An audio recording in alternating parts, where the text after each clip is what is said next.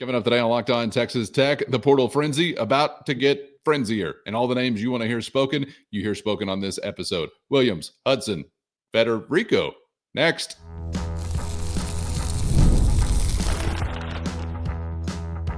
You are Locked On Texas Tech, your daily podcast on the Texas Tech Red Raiders. Part of the Locked On Podcast Network, your team every day. Great to be with you again on Locked On Texas Tech on the Locked On Podcast Network, your team every day, always free and available on YouTube or anywhere you get podcasts. And thanks as always for making us your first listen. Today's episode brought to you by FanDuel. Right now, new customers can get $250 in bonus bets when your first $5 bet hits. So visit FanDuel.com today with the only Chris Level.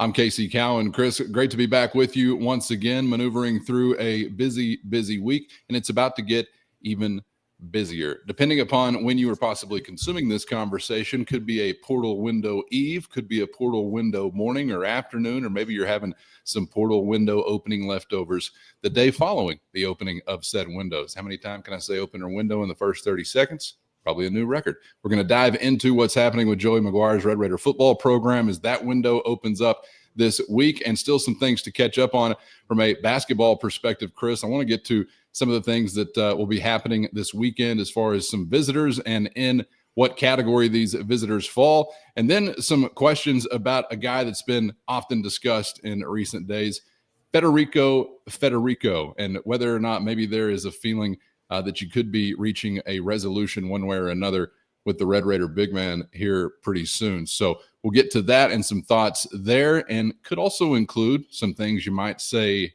have happened but have not been heard, or some things you might want to file away for a later date. But as we sit here looking back at what happened in December, Chris, the portal party was really a party. And I'm wondering if we are soon to pick right back up where we left off. Could it be a sequel? We have had a taste with the addition of David Bailey since. I don't know if numbers-wise we're in for something similar, but impact-wise, possibly so. What do you think as we get ready for this next go-round? Yeah, I feel like we've been portaling for a long time, man. I mean, it's just like, it's just, and Texas Tech has been as active as anybody out there, regardless of sport, really. So, okay, so this window is about to open, or is already open, depending on when you're consuming this show, and it doesn't necessarily mean you'll get a flurry of I expect this window in general to be quieter, to be less active. Again, in general, across the board, across the country. I think December is where most of the movement was going to take place. There are still, I don't know, some estimates between 800 to 1,500 kids still in the portal from the December window. I would not feel great about things if I was one of those, because it's like, okay, maybe I've made a mistake, or maybe this is the end of the line for me, or maybe I need to take what was offered, or I don't know, or get real with my expectations. Okay, so the football window for Texas Tech, let's localize this. I expect this to be mostly more about what you would potentially lose than more about what you would potentially could gain. But let's talk through that. I think that, first of all, your spring game is on Saturday. That concludes your spring. And with that, there's typically some exit meetings. There's typically some conversations that take place after you've been able to do your thing for 15 practices, or half of it if you were injured, or whatever the case may be.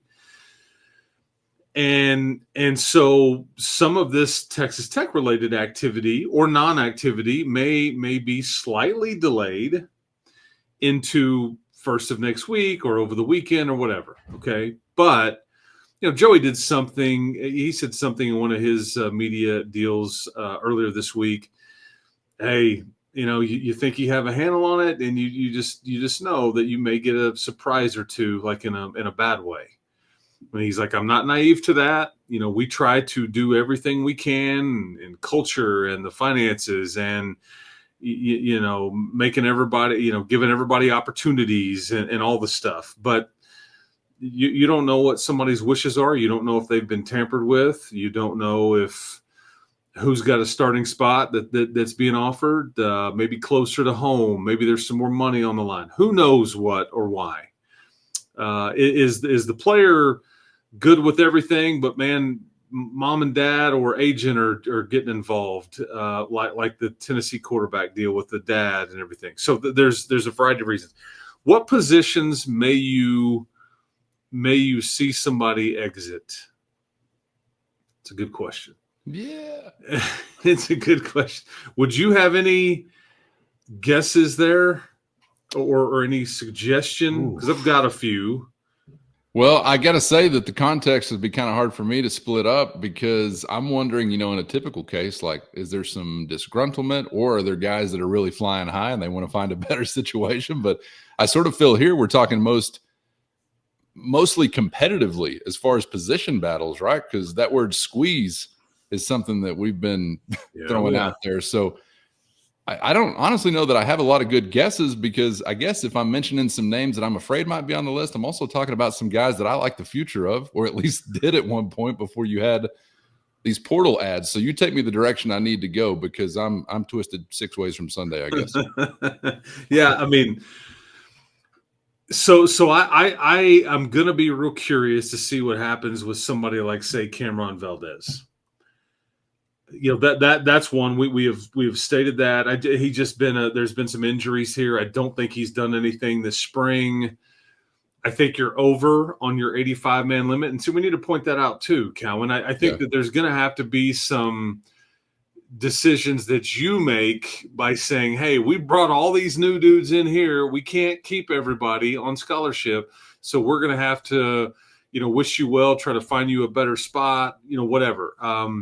And so I don't know that number, but there's going to be some of that. So we're clear. And then there's those that you go, oh man, please don't leave. Like you're right on the cusp and all those kinds of things. Okay. So running back is one, specifically with Cameron Valdez. He's just never really been mentioned throughout the spring by anybody. And he's on scholarship. I mean, so I think that's fairly telling, or it's very loud how his name has really never been discussed and all those things. It's all about this 3-headed monster at running back. And then and by the way, 2 guys that might be on the short list of young names we're really excited about at his position. Guys that we saw last year, correct, particularly Williams as the season went along, really take off. And they're very young. Yeah. That's right. The other 2 positions, and this is, I can see this going one of 3 ways. I do think there will be some potential movement along the lines of scrimmage. This is where you were most notably active in the portal, and you've brought in starter types. Like I would suggest that 7 of the 8 linemen that you brought in are more than likely a starter. That's 5 defensive linemen, and that includes David Bailey, and that's 3 offensive linemen. And I think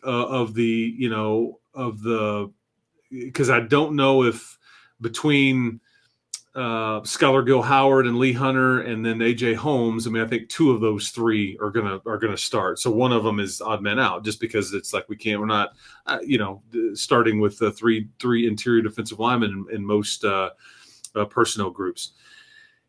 Romello Height is somebody that is likely to play, and obviously David Bailey is somebody likely to play.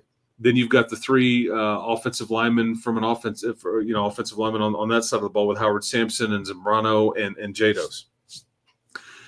So if there is a young edge, a young interior guy on either side, whether it's tackle or guard on the offensive side, if they just feel like, man, I'm at least a year away because all these guys are going to come in. They're going to play the bulk of this season. And if some of the other younger folks have been better than I am right now, and they have kind of created this, well, they're next in line after these other guys leave.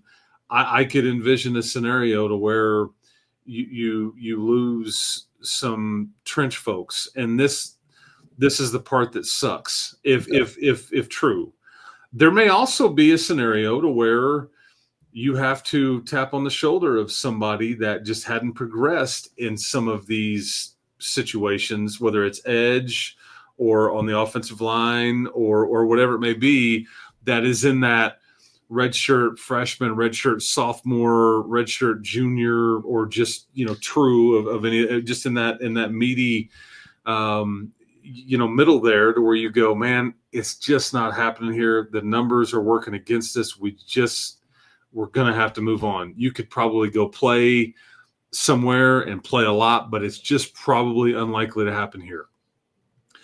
And some names there would potentially be surprising to some so we'll just kind of keep outgoing, told to leave, whatever. And you may not get a ton of activity here at all. That's kind of door number 3. Maybe it's, that's why I say one of 3 ways. Hey man, I want to go play. Oh, please don't leave. Or, hey man, it's just not going to happen for you here. Or not much activity at all.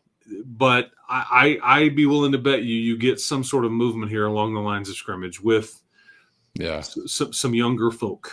It's kind of a math problem. It kind of isn't also, but there are only so many spots and there's only so many snaps within a year. Yep. That's one of those spots where you really love to have some depth. Obviously, we know how that goes. These guys get banged up and you go through a season, but yeah, I'm going to say the odds on door number 3, the one that's vacant or void of action, are pretty slim. I think we're going to see some, unfortunately. And I'm sure, Chris, if I'm in these guys' huge shoes, I'm trying to hang on like grim death and compete till I'm blue in the face, because this is a place that's obviously very serious about trying to compete for great things. You're going to be around great players, at least on paper. And it should be a fruitful situation for whoever can stick it out. But again, at the end of the day, the math kind of aspect of it, it is what it is. And I would offer this up too. First, today's episode brought to you by FanDuel. The NBA playoffs coming up, and FanDuel giving new customers a great way to kickstart the action. Right now, when you join FanDuel, place your first $5 bet, you're going to get $250 in bonus bets if your bet wins. Plus, after the game tips off, you still got all kinds of options. You can combine live prop bets into a same-game parlay for a chance to win big and a whole lot more. So don't miss out. Head to FanDuel.com today and claim your $250 in bonus bets at FanDuel.com. With anybody amongst this group, I think things will look dramatically different for this particular group as far as the view going forward after this season concludes. It's like, now I've got, I can't pretend to know what people have been told, how exactly they've looked, how they must feel here with what's around them. Whatever. Okay. Now, so you follow me? Cause you're going to graduate. There's going to be some folks that move on after the season's over to graduate, including a lot of these portal guys, that I just think it kind of opens up a bit for. So if you could just hang on, you may have your opportunities. But again, maybe I can't tell anybody what to do. Maybe they don't want to hang. I would also say that anybody in the vein of, man, I just feel like I'd get a better opportunity elsewhere, I think you can have a conversation and go, man, we really don't want to lose you. You are right on the cusp. Can we, you can get into this front load money, you could kind of do some things financially to go, can we make it worth your while to stay? And I'm not saying that any tech athlete or anybody's operating on the ransom and all the stuff like Tennessee did. I'm just saying there's probably some things you could do to try to potentially enhance the situation here, to avoid losing somebody that you really didn't want to lose. Okay. Yeah. So there's that. The other position that I think I'll be shocked, file it away. I'll be shocked if you don't have some sort of movement at receiver, incoming, outgoing movement, something. I'll just leave that there. But that's where so hard my eyes are closed.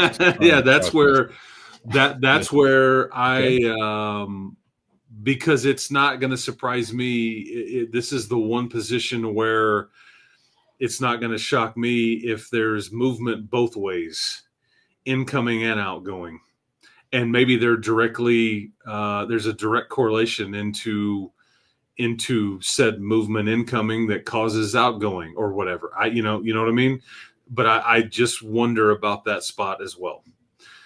As far as what else you may be looking to bring in, I really wonder if if Cameron Valdez seeks employment elsewhere, if you'll try to bring in another scholarship running back to give yourself 4, whether you're looking at a really old guy or a young guy or just another piece to the puzzle there. Don't know. The other one, tight end. Tight end is a weird spot because if you compare where you're at now to what you had last year, that's almost not fair because you had as good of a tight end room as I think you've had around here, maybe ever. And they were very versatile. What you've got here in Terrence Carter and in John Carlos Miller is you've got, let's just call them what they are. You've got 2 pass catchers. I mean, one of them was even splitting time as a defensive end and rushing the passer last year. Terrence Carter is 6'2", 240. He is somebody that he's going to line up in the slot. I think he can put his hand on the ground and get after you. They can line him up at a fullback. But what you're missing is your Mason Tharp, your Baylor Cup type, your somebody that is a traditional inline tight end. Not that you're wanting to throw, but that is like this extra offensive lineman type, like a blocking type, something like that. If that presents itself, it's not going to shock me a bit if you pursue said player, again, assuming it makes sense. Okay.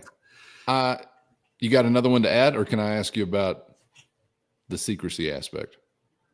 Because you already said file it away. And so I'm curious with some of these things, particularly football, we'll actually get to some of this in a basketball circumstance in just a minute, but are there things that have already happened we're not hearing about just yet? Is it kind of like, let's get to the spring game and then we make these decisions? What's the timeline look like? And by the way, I'm looking now on the screen at my happened but haven't heard bullet point. That's supposed to be an ear. Kind of looks like a foot with amputated toes the way I'm seeing it. So I apologize. That's supposed to be an ear. Happened but haven't heard. It's a reference to another episode. Okay.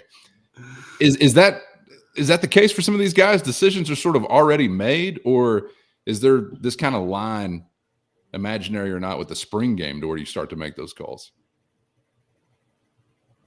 I would answer that this way. I think there's probably been decisions and thoughts already discussed and even acted on, but you're waiting on the portal window to open in some cases, or you're waiting till after the spring in others. And that goes both ways. I think there's probably some players that have already made the decision, hey man, I'm out. I think there's probably some conversations you've waited to have with certain players, but then I also think that you've gone, man, if these kinds of folks get in, we're on it. And again, I'll just offer this up. I don't know if this would cause movement, but again, the file away department, it's just not going to shock me at all if you're in the next 24 to 72 hours, if the name Micah Hudson emerges again and there's Texas Tech attached to his name again. So we just don't know how to quit this story. We'll talk through that. We will talk through that. If/when that happens.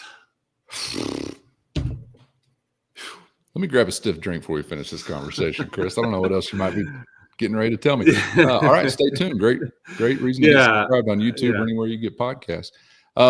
You ready to leave the oblong ball there and pick up the round ball? Anything else we need to add before we really get launched into this football portal experience? I guess, man. I guess. I mean, you can't really ever set We're it down. We're doing the best we can. I mean, we are. But I did want to ask you also from the department of things that maybe have happened, but we haven't heard about, or things to file away. We spent some time on the last episode talking about circumstances for the pursuit of a Texas Tech big man or not. Maybe a combination of both when we're talking about pursuing a guy that is already a part of your program, which can happen in this era of college sports. Federiko is the name that I'm kind of concentrating on, because after our conversation yesterday, I really began to think differently about the makeup of what a front court would or should look like. And we're also thinking about Akuntak in the mix now as well. Of course, EY's in the portal if you missed that news. But Federiko warming up to a new agreement. It's not really a reunion. He hadn't gone anywhere, but a new agreement to be a Red Raider again. Do you think this is still like in the midst of some vagaries, or where are we at here? Because it sort of seemed like maybe a direction was clear. And I know you're looking out there elsewhere like I am nationally, and some are painting a picture that is involving Fetty 2 times, it seems like. I'm in the camp that, and I guess I was probably always in this camp, but again, until we get official word from the folks at Texas Tech that he has signed and he's back, and you get a graphic that says back or something, instead of Federiko, whatever. I think it's all up for debate and discussion and curiosity until we get that. But I'm of the belief, as you and I talk, that he's in the fold or going to be in the fold. And again, I think there's probably a lot of motivation there, and always was, for that to continue. The only thing that would have prohibited this is we thought he was going to be out of eligibility. Yeah. But he has got the one junior college year that allows him to play one more year. I know that Grant has just gone out of his way to really praise this player. He loves his demeanor. He loves his work ethic. He just loves his vibe. And I think he's for all that Fetty is maybe not, he's a lot of things. Great teammate. He's a rim protector at times. He's a lob threat at times. He's just a good kid with a smile. And I think his role is something he embraced and is more than okay with. And I think that they are able to utilize, again, you want to go big, we can go small. We can play you in place of JT. We can play you next to JT. We can all this stuff. And so you mentioned looking nationally when the Athletic, and there's some of those reporters that talk to Grant and all. They had a piece up. They do a great job, and it kind of indicated these are the programs that are one piece away from being in title contention. And so out of curiosity, I go seek this piece out, and I'm like, what if Texas Tech makes the list? Sure enough, the only programs that make it from the Big 12 are Houston and BYU, and Texas Tech was on this list. They indicate that Federiko is going to be part of the core, and he's back. They indicate that you still need a ball handler. I don't disagree. This is what we have said. I feel like that we are like-minded in this thought process, that you needed a big, but maybe the big that you needed was already here, and I think that's where we're headed. But that doesn't change the fact, and I'll say this too: Darrion Williams doesn't alter the need for you needing a ball handler or another point guard or whatever. That doesn't change anything here. If you were to drop him in, and we all have a parade and we're doing this whole thing and everybody's excited, that does not change the fact that you still have a need at this other spot. Because right now, as the article states, and I don't disagree, the demand on Christian Anderson to be able to handle the ball pretty much the entire time would be enormous pressure and a lot to ask with no help. Because as we've talked about, Atwell and Brian, the two new additions, they're not necessarily creators off the dribble. There's some catch and shoot here. There's slashers and so again, just because you haven't maybe heard about Federiko coming back doesn't mean it hadn't happened. Of course. Before we let you get out of here, Chris, I was curious. You've made a reference to some visits coming up this weekend. I think I was understanding you to say more so from high school or prep level ranks, but are these transfer interests as well on the schedule, or what do you know? These are, as it stands right now, these are younger players. I don't think it would necessarily some gray area here as it relates to a young guard, but I don't. I mean, and maybe they view him, this young player, as Christian Anderson, and if so, I'll defer. I'll be like, all right, then. What may be happening is that I think you've got some visits coming in. I don't necessarily know if I'm prepared to say or feel like yet, and I may be wrong, and that's fine, but that these would be pieces that you would be heavily counting on in the immediate for a run to a conference or national championship next year. Gotcha. Okay. So what you're seeing though is a slowdown in activity. Whether that is, hey, we need to be very specific here. We need to take our time. Whether that is, let's let the market come back to us a bit, or I don't know, pick your theory. Let's let the NBA draft process get closer, and maybe some folks, because like Doug McDaniel at Kansas State, he just got into the portal. He's a point guard. I looked at him and I'm like, hey bud, what you doing? Like you want to come bounce the ball in Lubbock? And I'm just throwing that out there. I have no idea if that's there's a direct correlation into your need and him getting in the portal or not. And then lastly, I'll leave you with this. I know people are so fascinated by the Darrion Williams thing.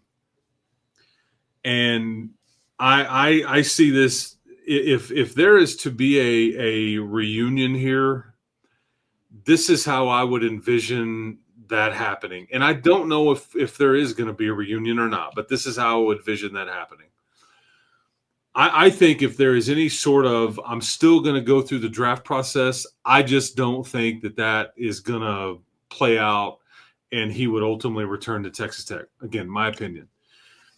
I think that he could still end up elsewhere in the portal. I think that he could certainly go, hey, man, I'm going to come back here, but I'm still going to go through the process, and then I may either really leave or I may, end up coming back. I think that's a bit far-fetched.